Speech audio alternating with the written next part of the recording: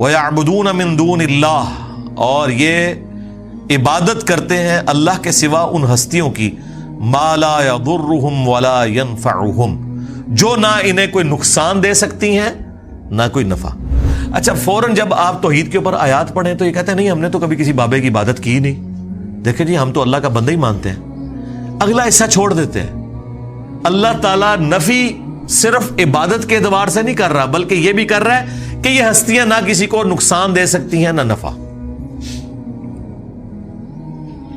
ایک مرے ہوئے شخص جو قبر میں پڑا ہوا ہے، اس کی کوئی عبادت نہیں کرتا، ٹھیک ہے بہت اچھی بات ہے، لیکن یہ عقیدہ رکھتا ہے کہ یہ میری بھینسوں کا دودھ خشک کر سکتا ہے، اس کے نام کی میں نے 11ویں نہ دی تو میرے اوپر کوئی مصیبت آ سکتی ہے، تو اس کا کیا مطلب ہے کہ آپ اسے نفع و نقصان کا مالک مانتے ہیں، تو آپ بھی شرک ہی کر رہے ہیں۔ اور شرک کیا ہے؟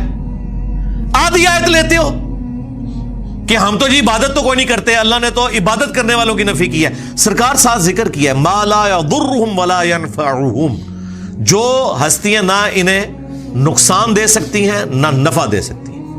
وَيَقُولُونَ، اور یہ کہتے ہیں هَؤُلَاءِ شُفَعَاؤُنَا عِندَ اللَّهِ، وہ کہتے ہیں نہیں ہم ان کو تو پکار ہی نہیں رہے، یہ اللہ کے حضور ہمارے سفارشی ہیں۔ سیم وہی مینٹلٹی، ایسی داتا صاحب کو تو نہیں منگتے، اے اللہ دے حضور ساڈے سفارشی نے، ہم سلطان الہند سے تو نہیں مانگتے، یہ ہم اللہ کے حضور انہیں اپنا سفارشی مانتے ہیں، پیچھے ہی اللہ ہے۔ ہاں، اے نہیں ہے کہ پیچھے کوئی اور ہے، نہیں، پیچھے اللہ ہے جی، سامنے ہی ہے۔ سرکار پھر اس کا جواب اللہ تعالیٰ نے جس انداز میں دیا ہے نا، وہ ایسا انداز ہے کہ اگر ہم خود سے دیتے تو یہ کہتے ہیں کتنی گستاخانہ بات کر رہے ہو۔ اللہ تعالیٰ فرما رہا ہے قل اتنبئون اللہ بما لا يعلم فی السماوات ولا فی الارض، کیا تم اللہ کو وہ بات بتا رہے ہو کہ جو اللہ کے علم میں بھی نہیں ہے، نہ آسمانوں میں اور نہ زمین کے اندر۔ ہائے ہائے ہائے ہائے، اللہ کے علم میں تو کوئی بات ایسی ہے ہی نہیں کہ نہ ہو۔ اللہ تعالیٰ دیکھیں غصے کا اظہار، اللہ کہہ رہا ہے کہ منو پہ دس دیو کہ اس سفارشی نے میرے حضور میں مقرر کیتے، منو تو کوئی نہیں پتا کہ میں کوئی بندہ مقرر کیتا ہوا ہے۔ ہائے ہائے ہائے، اللہ کو تو پتہ ہی نہیں ہے کہ کوئی داتا صاحب بھی ہیں۔ اللہ کہہ رہا ہے میرے علم میں تو کوئی نہیں کہ میں نے کسی کو داتا بنایا ہو کہ میرے بہاف کے اوپر وہ سفارشی ہوگا۔ سبحانہ وتعالی عما یشرکون، پاک ہے وہ ہستی، بہت بلند ہے ہر اس شرک سے جو لوگ اس کی طرف منسوب کرتے ہیں۔ اور مشرکوں، اللہ کو کوئی فرق نہیں پڑتا، یہ جو تم نے غلیظ عقیدے وابستہ کر دیے اور ہستیوں کے ساتھ، اللہ کو اس سے کوئی فرق نہیں پڑتا۔ وَلِعَاذُ بِاللَّهِ تعالی۔ دیکھیں جی، اللہ تعالیٰ تو اپنے عقائد اور نظریات کے اعتبار سے بالکل سچی اور کھری توحید قرآن میں بیان کر رہا ہے، کسی کو بری لگے کسی کو اچھی لگے۔ اللہ تعالیٰ نے یہ بھی پرواہ نہیں کی کہ لوگ کیا بات کریں گے، کس لیول پہ اتر کے اللہ تعالیٰ بتا رہے ہیں۔ آپ دیکھیں اس سے بہتر اور کیا انداز، سمپل اور بہتر اور بالکل کھلا ڈلا۔ اللہ تعالیٰ فرما رہا ہے اے نبی ان سے فرماؤ اتنبئون اللہ بما لا يعلم فی السماوات ولا فی الارض، کیا تم اللہ کو بتا رہے ہو وہ چیز جو اللہ کے علم میں تو زمین و آسمانوں کے اندر ہے ہی نہیں ہے، کہ کوئی اللہ نے اپنا کوئی سفارشی مقرر کیا ہوا ہے کہ جو نفع نقصان کا مالک ہے۔ جب ہم نئے ریورٹ ہوئے نا، 2008-9 کی بات ہے، تو میں ایک اور سائٹ پہ اپنے بھائیوں کے ساتھ گیا، تو وہاں ایک دعوت اسلامی کے بھائی تھے، تو وہ نماز پڑھاتے تھے، ہم ان کے پیچھے نماز پڑھتے تھے رفع الیدین کے ساتھ۔ وہ بڑے حیران ہوئے کہ یار یہ کون سے لوگ ہیں کہ جو ہمارے پیچھے نماز پڑھتے ہیں، کیونکہ ہمیں تو یہ لوگ مشرک اور کافر سمجھتے ہیں۔ اب انہیں پتہ ہی نہیں تھا کہ یہ مخلوق کون سی ہے۔ تو خیر ہم نے ان سے گپ شپ شروع کی۔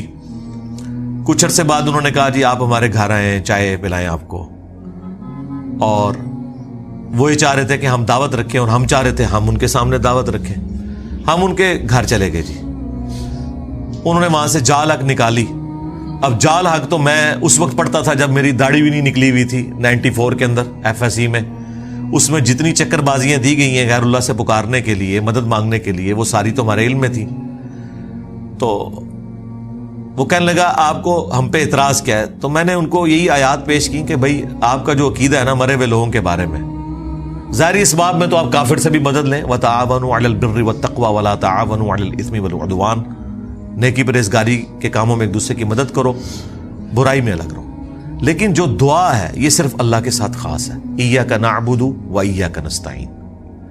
عبادت اللہ کی ہوگی، مدد اس سے مانگی جائے گی دعا والی. اَمَّن یُجِیبُ الْمُضْطَرَّ اِذَا دَعَاهُ. بھلا بتاؤ تو کون ہے جو تکلیف میں گھرے ہوئے شخص کی فریاد کو سنتا ہے. وَيَكْشِفُ السُّوءَ. اور اس سے اس کی برائی کو دور کر دیتا ہے. وَيَجْعَلُكُمْ خُلَفَاءَ الْأَرْضِ. اور تمہیں زمین پر اگلوں کا خلیفہ کرتا ہے. اَإِلَٰهٌ مَّعَ اللَّهِ. کیا اللہ کے ساتھ کوئی اور معبود بھی ہے جس کی یہ کوالٹیز ہوں؟ قَلِيلًا مَّا تَذَكَّرُونَ. بہت کم ہی تم نصیحت حاصل کرتے ہو. تو میں نے کہا اس میں واضح لکھا ہوا ہے کہ جو اللہ کے سوا کوئی بھی ہستی، کوئی پیغمبر، جن، فرشتہ، کوئی بزرگ بابا جسے آپ یہ سمجھتے ہیں کہ وہ دعا قبول کرتا ہے، گویا آپ نے اسے معبود مان لیا. تو کہنے لگا قرآن میں جس طرح توحید کے اعتبار سے آیات آتی ہیں یہ سب کی سب اس سے ریلیٹڈ ہیں کہ آپ انہیں اللہ کے پیرلل میں رب مانو. اگر اللہ کا بندہ سمجھ کے کرو تو پھر کوئی مسئلہ نہیں ہے، کیونکہ وہ تو حزب اللہ ہیں، اللہ کی پارٹی کے لوگ ہیں. تو میں نے اسے بتایا قرآن میں تو ایک آیت ایسی ہے جو آپ کے سارے وسوسے کو سیٹل کرتی ہے. بنی اسرائیل میں بھی ہے. سورۃ المائدہ سے میں نے کہا کہ یہ پڑھو. اب یہ وہ چیز تھی جو جال حق میں تو نہ انہوں نے لکھی، نہ یہ مسئلہ ان سے حل ہونے والا تھا، کیونکہ اللہ تبارک و تعالیٰ نے سورۃ المائدہ کے اندر عیسیٰ ابن مریم کو سینٹرڈ کر کے، ان کی ماں کو سینٹرڈ کر کے بالکل کھول کر توحید بیان کر دی. تو آیت نمبر یہ 75. مل مسیح ابن مریم الا رسول. عیسیٰ ابن مریم تو نہیں تھے مگر ایک رسول. قد خلت من قبلہ الرسل. ان سے پہلے بھی رسول گزرے ہیں. وامہ صدیقہ. اور ان کی ماں سچی عورت تھی. کانا یاکلان الطعام. دونوں کھانا کھانے کے محتاج تھے. انظر کیف نبین لہم الآیات ثم انظر انا یؤفکون. دیکھو ہم اپنی آیات کتنی کھول کھول کر بیان کر رہے ہیں، اور پھر ان کی طرف دیکھو جو الٹے پڑھے جاتے ہیں. قل اتعبدون من دون اللہ.